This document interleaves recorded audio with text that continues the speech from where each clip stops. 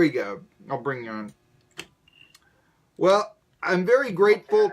I'm very grateful to my next guest. He is a legend in these parts because in many ways people will say he built ETSU into a mid-major basketball power. When he arrived, they had only made the NCAA tournament one time. And although this tournaments, I should point out, I think the game that now most people may remember associated with Les Robinson. Some may say the first round of the '89 NCAA tournament, but it might be when he went back to his alma mater, NC State, and North Carolina State came in 28 years ago tomorrow to play the then 20th ranked ETSU Buccaneers.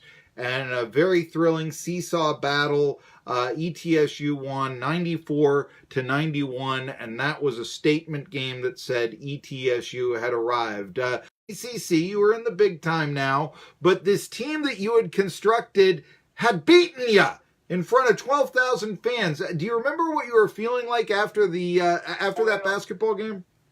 It didn't just happen that night. You got to remember, if I was coaching the same team the year before, and they were nicely ranked, NC State, and we went down and beat them here, Duke, and we beat Final 14 North Carolina. But East Tennessee State was an outstanding team, and I knew that. But the real story is the humor behind this game is when we played down there in December of '89, the year before. I'm standing there talking with Alabama for 7, 8, 9 minutes before the game. It's on video. It's on my show at East Tennessee State. You don't know what we're saying, but it's been documented what was said. He said, Les, I obviously recommended Coach LaForce. But that's how that thing started. Yeah, I know you were good friends with Valvano. And in fact, the way the series and the game started, I cannot believe it's been 30 years, maybe 29 since Jim Valvano coached NC State. Like, just yesterday that he left us due to cancer, the great, never give up speech that rivals Lou Gehrig's Luckiest Man Alive. There's no question about that. And but you were talked about this for those that don't know. There was, he was forced to resign as the athletic director in October of '89, and then when we went down there, yeah. Mm-hmm. And he was at the time the only basketball coach that was an athletic director of the university. I believe he hired Dick Sheridan to be his football coach, helping ETSU restore football and such. But there was a investigation on him about the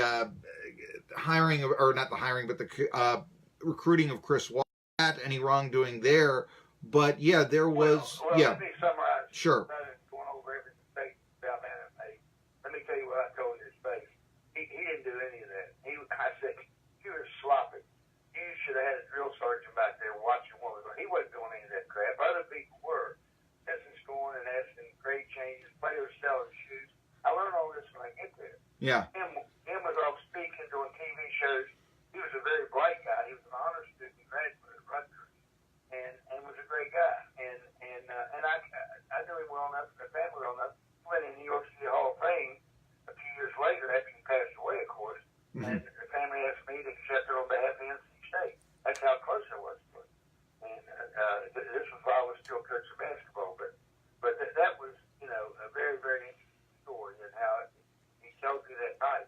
And then he told two people, my wife and my best friend and coach, but this year when I was named the coach. But there's somebody that I don't want to leave out. Coach LaForce was him because, was a very good coach.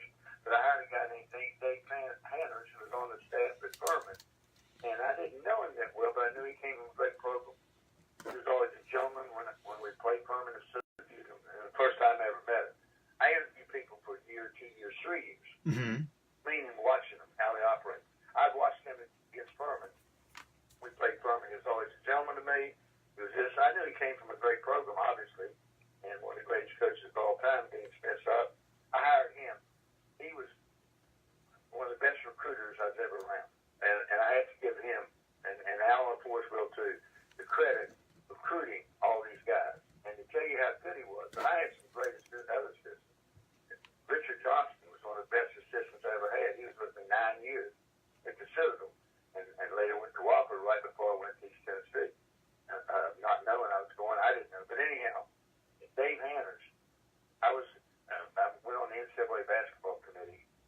AD at NC State, and then stayed on when I went to ETSU. So go back to AD. Pick the team, pick the sites, you run the tournament. And NIT got switched over to it. My last 7 years of being involved in that just went off about a year ago, but you don't make the NCAA. We're sitting there now. Larry Brown and I go back to college days when he played at Capital Hill and I was at State. Mm-hmm. And I just said to him, I said, Larry, I said, Dave Hanners. Oh, no, he asked me, if you talk to Dave lately? I said, yeah, we talk every now and then. And Dave had been with him at 3 NBA stops. They won a world championship. And I'm talking to the only guy in the history of college basketball that's won a nice NCAA championship and an NBA championship to this day. Mm-hmm. You know that? Did you know Now I do. I'm not surprised now that you bring it up. I mean, he would have been on my short list of people that would have done that because I'm trying. Yeah. But when he asked me about Dave Hanners, he said, yeah, we talk every now and then. I said, Larry, I said, he's one of the best assistants I ever had. He's really good. And Larry said, Les, he said, he's the best assistant I ever had. You don't get a better compliment than that from Larry Brown, of all people in the country. So that tells you about that. He's retired now, living back in Capitol Hill. And he never wanted to be a head coach, but he could recruit. He did it legally. Mm-hmm. He didn't do all that. So, and I mean, that is, like I said, that is high praise. I mean, to get that sort of compliment from Larry Brown and such. I was just going to say, Valvano, he was clear